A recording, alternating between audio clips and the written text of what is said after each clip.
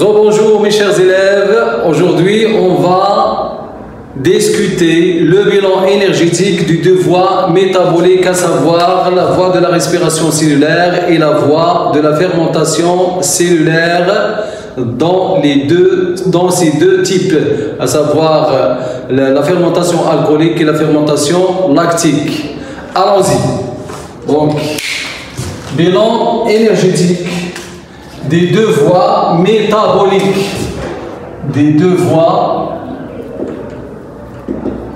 métaboliques.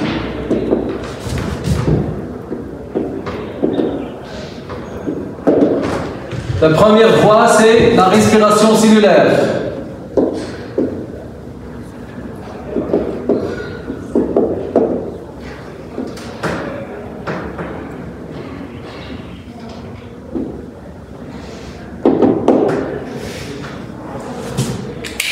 Alors, on a déjà vu que au moment de la glycolyse, les étapes, glycolyse, au cours de la glycolyse, on a produit 2 ATP qui sont deux molécules énergétiques nettes, 2 ATP, et 2 NADH, H+, qui, après leur oxydation au niveau de la membrane interne de la mitochondrie, oxydation, ils donnent plus 6 ATP, c'est-à-dire chaque molécule NADH, lorsqu'il s'oxyde, produit 3 ATP. Ensuite, on avait vu la formation de l'acétylcoenzyme A. La formation de l'acétylcoenzyme A, au cours de laquelle on avait produit 2 NADH, H+, qui est après son oxydation au niveau de la membrane interne, produit 6 ATP, et l'étape du cycle de Krebs, on avait cycle de Krebs.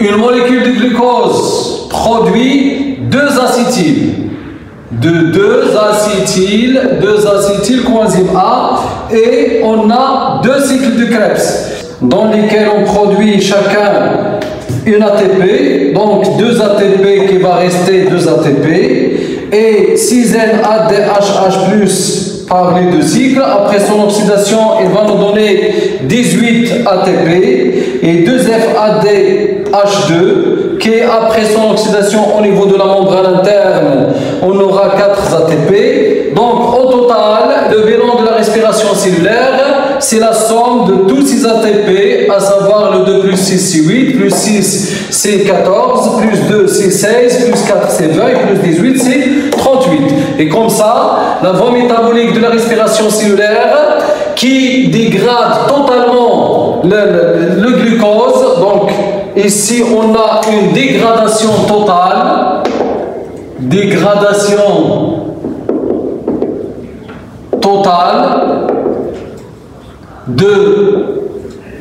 du glucose dans un milieu aérobie. Il produit 38 ATP comme bilan énergétique de cette voie métabolique.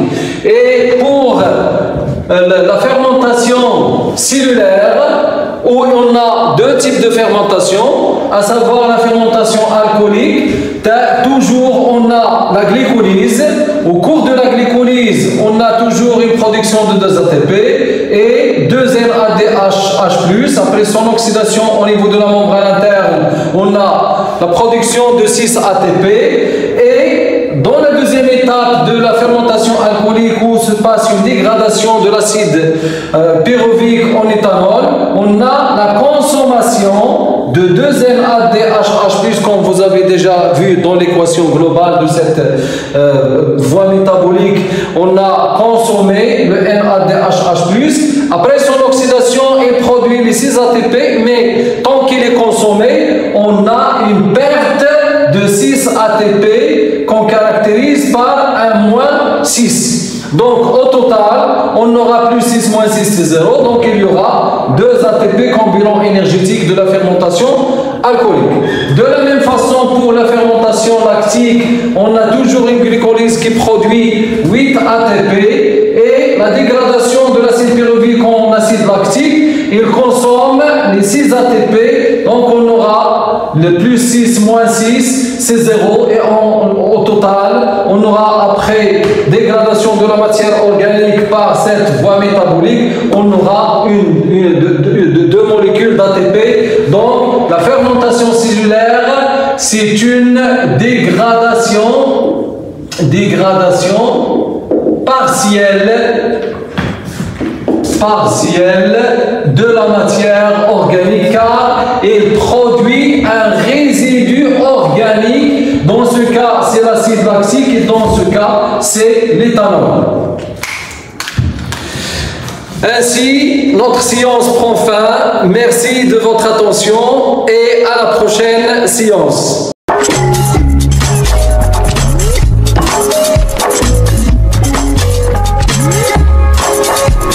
لا تنسوا الإعجاب بالفيديو والاشتراك في القناة تشجيعا لنا للعمل بجد ونشر المزيد من الدروس إن شاء الله.